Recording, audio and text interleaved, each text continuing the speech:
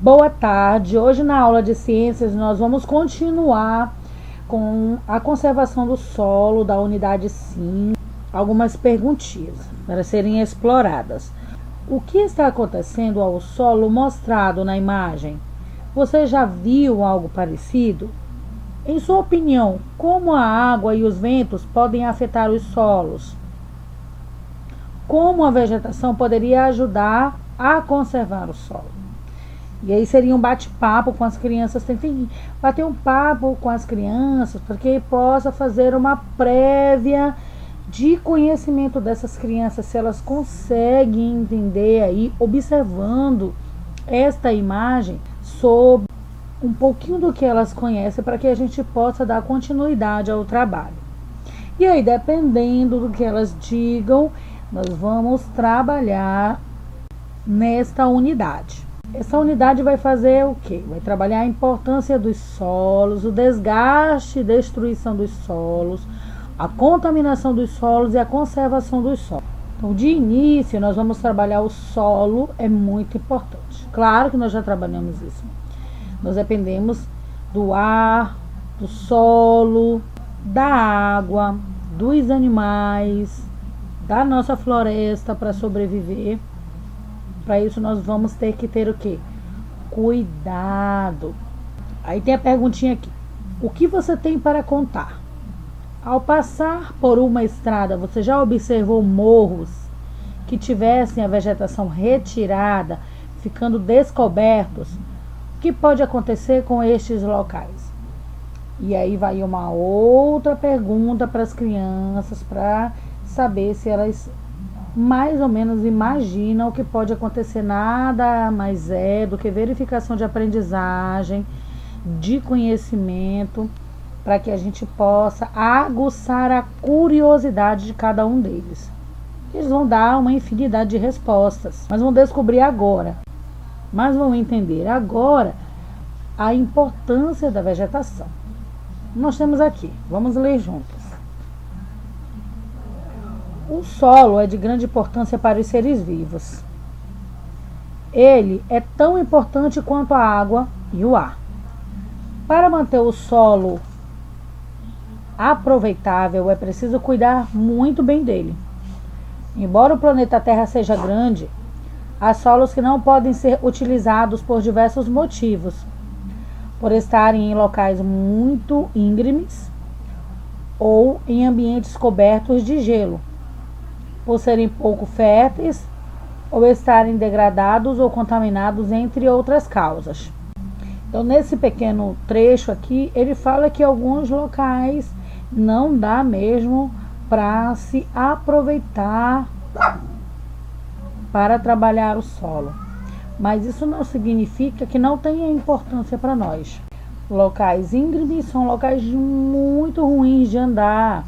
Aquele ali que você está vendo na imagem, íngreme, é uma ladeira muito grande, como exemplo. Ou, por exemplo, lugares cobertos de gelo, que também são ruins de acesso, que podem de vez em quando haver avalanches. Então, há locais que são de difíceis de acesso mesmo. Locais, por exemplo, que são pouco férteis mesmo. Tem locais do solo que não dá para plantar, não dá para aproveitar aquele local. Para isso vai ter que ter um investimento muito grande para que este lugar possa ser aproveitado para plantar ou qualquer outro tipo de para plantar. Mas alguns solos, por exemplo, não podem ser aproveitados também. Por quê? Porque foram contaminados de alguma forma, porque foram degradados. O que é degradados? É aquele local que a professora inclusive já falou para vocês, que já se utilizou tanto, tirou a floresta e não dá para ser mais utilizado porque o solo já está cansado. Ou foi tirado a vegetação daquele lugar e aí começou a vir sol e chuva e o lugar se degradou. Vai começando a ficar degradado. Nós vamos ver isso aqui nesta aula. Entre outras causas que podem também acometer para que esse solo não seja aproveitado. Vamos continuar aqui embaixo. Muitos organismos vivem sobre os solos. Os seres humanos é um organismo, assim como alguns outros animais também são outros organismos. São seres vivos. Constroem suas moradias sobre o solo. Muitas plantas também se fixam no solo. Daí nós temos grandes florestas por aí. Há diversos recursos importantes presentes no nosso solo, os quais levaram centenas de milhares de anos até se formar. Nós vimos aí a formação do solo. Nós vimos aí, por exemplo, alguns minerais que são retirados do nosso solo e que eles levam milhares de anos para se formar. E aí de onde que se retira, que não se repõe, não tem como você conseguir aguentar, né? Não tem como tirar mais. Para isso nós vamos ter que ter o quê? Cuidado para que nossos recursos não se acabem.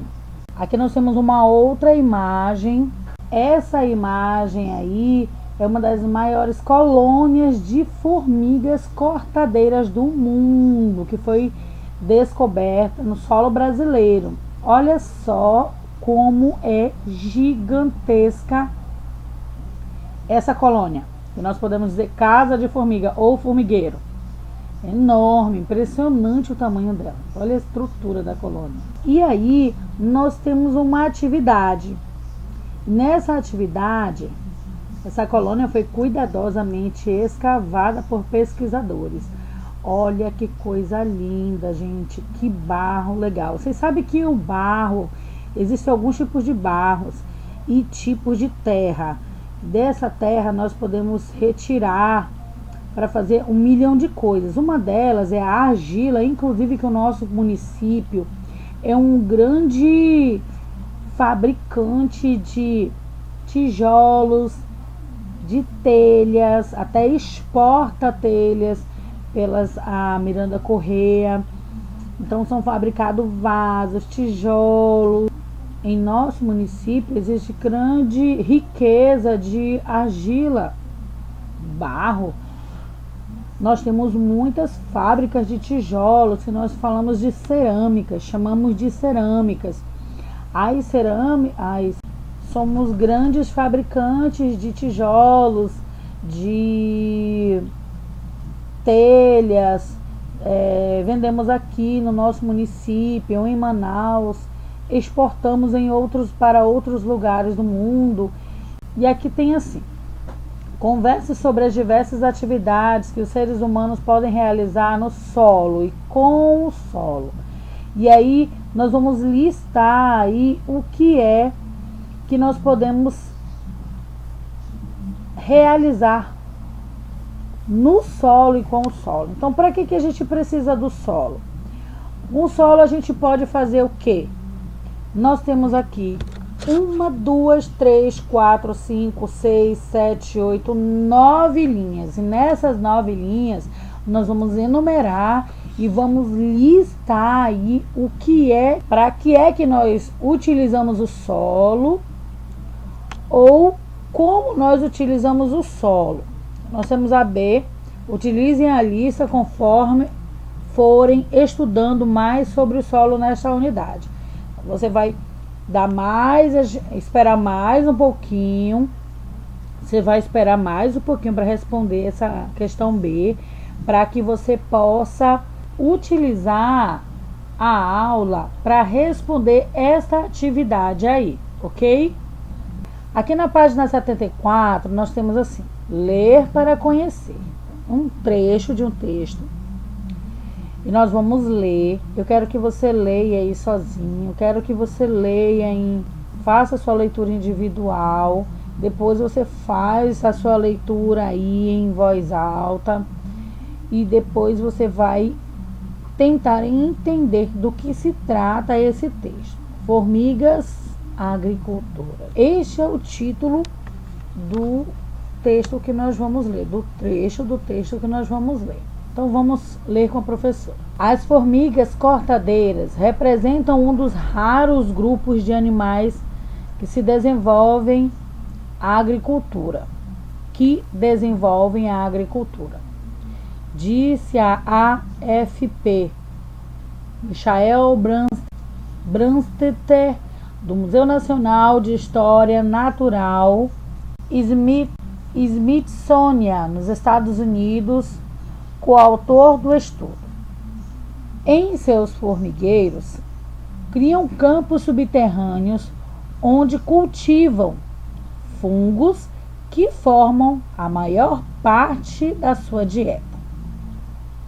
As formigas agricultoras são capazes de proteger seus cultivos das doenças, dos parasitas e da seca em uma escala e em nível de eficácia que rivaliza com a agricultura humana.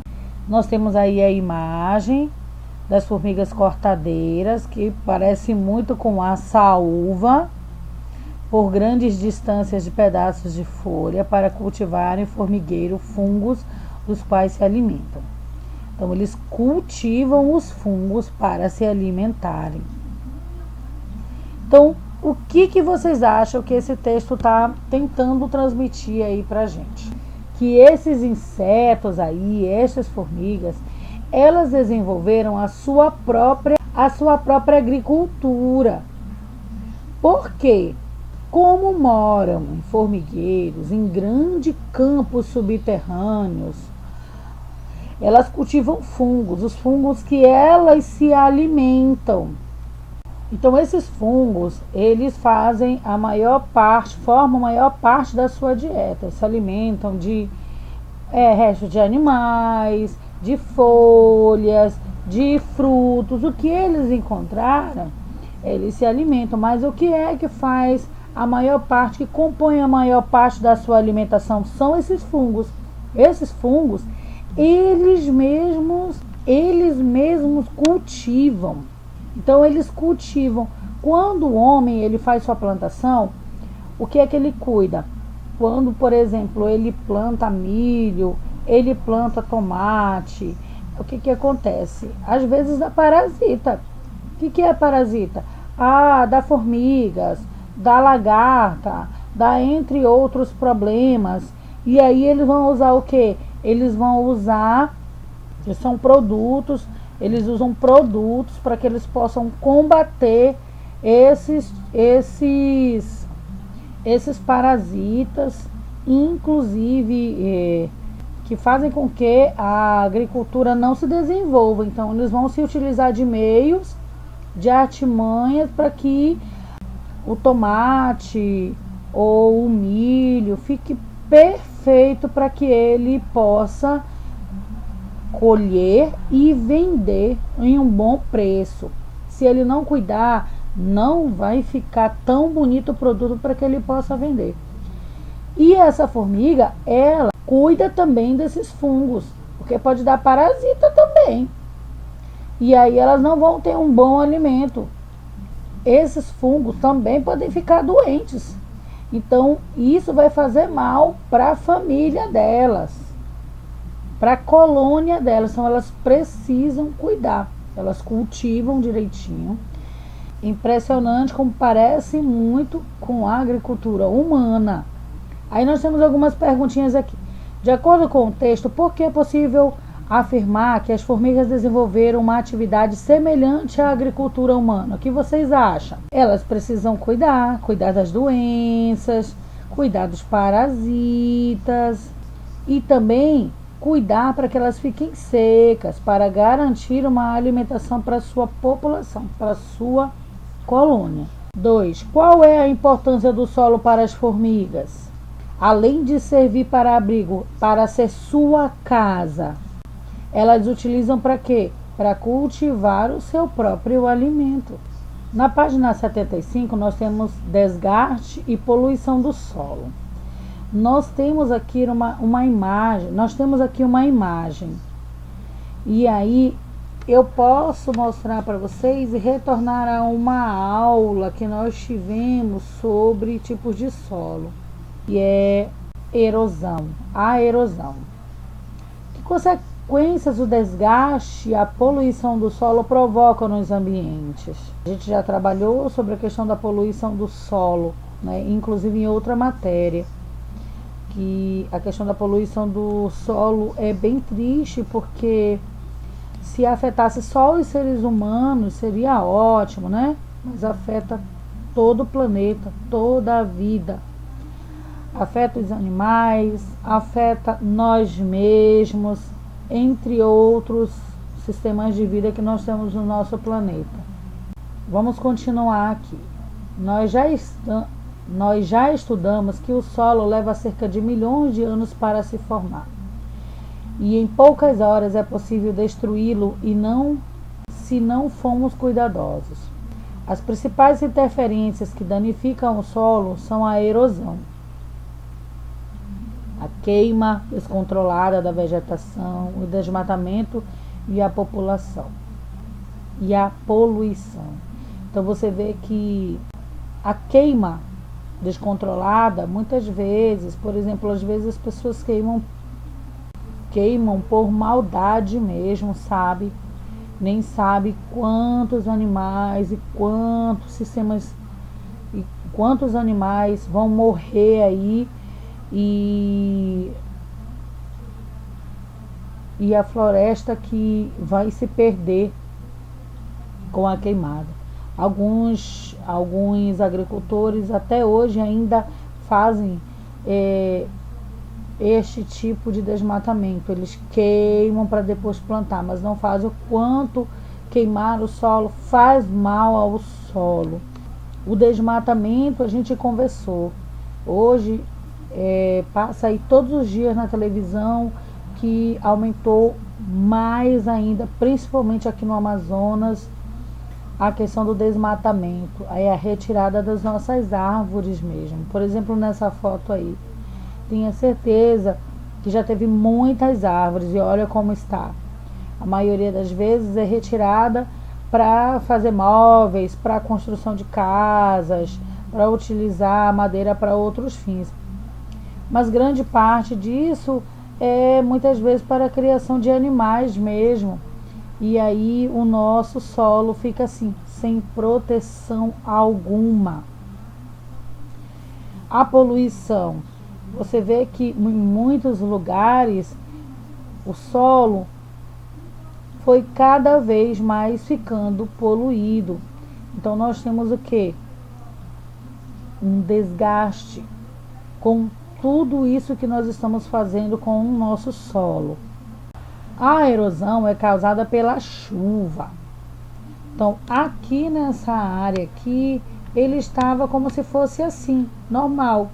Mas aí, em alguns lugares, vocês já observaram que quando chove, vai criando aquele caminho, a água vai abrindo. Vocês já escutaram aquele água mole, pedra dura, tanto bate até que fura? Então a água vai, chove, cada vez mais vai abrindo. Isso aqui é uma erosão que aconteceu neste lugar, neste solo. E aí houve uma destruição do solo. Então o que acontece? A erosão é causada pela chuva e é o principal fator de destruição do solo, pois a água que cai arrasta muitas partículas para outros lugares. O vento também pode provocar a erosão. Quando o solo está desprotegido, ou seja, não tem vegetação. Sem vegetação, a ação da água e do vento torna-se ainda mais prejudicial, pois atinge o solo com maior intensidade. Então essa aqui é uma erosão, já mostrei para vocês, é do Rio de Janeiro, e essa foto é de 2014. Muitos agricultores ainda hoje utilizam a técnica da queima. Muitos agricultores, como a professora já falou, ainda hoje utilizam a técnica da queima, a técnica da queimada para limpeza de terrenos, para plantações, claro. Os incêndios e as queimadas, quando acontecem fora da época e de forma descontrolada, empobrecem o solo, os queimam os nutrientes e matam os seres vivos que habitam. Além disso, destroem a camada da vegetação, facilitando a erosão produzida pela água e pelo vento. Então tá aí, gente, comprovando o quanto faz mal fazer essa queimada para a plantação. E aqui nós temos uma atividade. Dê uma observada aí nesse trecho da serra representada na imagem abaixo. Ele foi desmatado e o solo está completamente desprotegido. Você vai fazer essa observação aí e depois você vai responder. O que pode acontecer com essa encosta de serra após a chuva forte? Após uma chuva forte. B. Quais são os riscos para as pessoas que passam por este trecho da serra? C. Qual seria uma solução para o problema apresentado? E aí nós vamos parar aqui. Ainda tem algumas páginas para a gente trabalhar, mas nós vamos dar uma parada aqui para não ficar muito extensa a aula. Qualquer coisa eu estou aqui. Desgastes do solo. Com o passar do tempo, o solo pode ir se desgastando e se deteriorando através de alguns acontecimentos. Por exemplo, a erosão. A água, o vento, a temperatura e a influência do ser humano são alguns componentes que podem interferir na superfície terrestre. Essa interferência, ela provoca o desgaste das rochas e do solo. Esse processo recebe o nome de erosão. E os componentes que provocam esse desgaste são os agentes da erosão. Por exemplo, a erosão pode ocorrer de forma natural. Pode ser pela variação de temperatura, que com o passar do tempo, lentamente, vai fazendo com que as rochas se quebrem. Pode ser pela ação da água das chuvas, que pode arrastar a terra para outros lugares, abrindo valas, abrindo buracos no solo. Pode ser também pela ação da água dos rios, pois a força da correnteza dos rios desgasta o solo e as rochas que estão nas margens, carregando grande parte da terra de um lugar para o outro. Pode acontecer também pela ação da água dos mares ou dos oceanos, que desgasta as rochas do litoral. As ondas vão batendo repetidamente nas rochas, provocando sua erosão. Ou também pode ser pela ação do vento. O vento vai carregando os grãos de areias que batem contra as rochas, provocando seu desgaste. A erosão pode ocorrer também de forma não natural, isto é, quando o ser humano destrói florestas, arrancando as árvores ou queimando para fazer plantações e pastos, por exemplo. Assim, a vegetação que protege o solo é alterada e não consegue mais evitar que a água e o vento carreguem a terra. Outro tipo de desgaste do solo é a desertificação, que acontece quando o solo começa a perder seus nutrientes e não é mais capaz de desenvolver nenhum tipo de vegetação, ou seja, ele se torna um solo seco, infértil. Dizemos que está ocorrendo a desertificação do solo. É como se ele estivesse se tornando um tipo de deserto. O processo de desertificação ocorre em vários lugares do planeta, muitas vezes por escassez de chuva, lugares onde não chove, ou também quando há interferência humana. A paisagem se transforma, a terra vai ficando seca e o lugar se torna impróprio para plantações ou criação de algum tipo de animal. Causas mais frequentes da desertificação estão associadas aos cuidados inadequados do solo durante as atividades agrícolas. Por exemplo, usa o solo para fazer plantação e não cuida desse solo. Então, com o tempo, o solo vai perdendo os seus nutrientes. Vai ficando um solo seco, infértil e sem nutriente. Isso tudo atrapalha o ciclo de renovação da vida. Um solo sem nutriente, a vegetação não cresce, o que causa um grande desequilíbrio na natureza. Portanto, a desertificação é resultado não só de fenômenos naturais, mas principalmente do homem, quando ele não cuida bem do solo. Hoje nós trabalhamos as páginas do livro didático de ciências, da página 70 a 76. Da apostila, nós ainda vamos esperar terminar a questão do conteúdo sobre o solo e depois nós vamos dar continuidade à nossa apostila.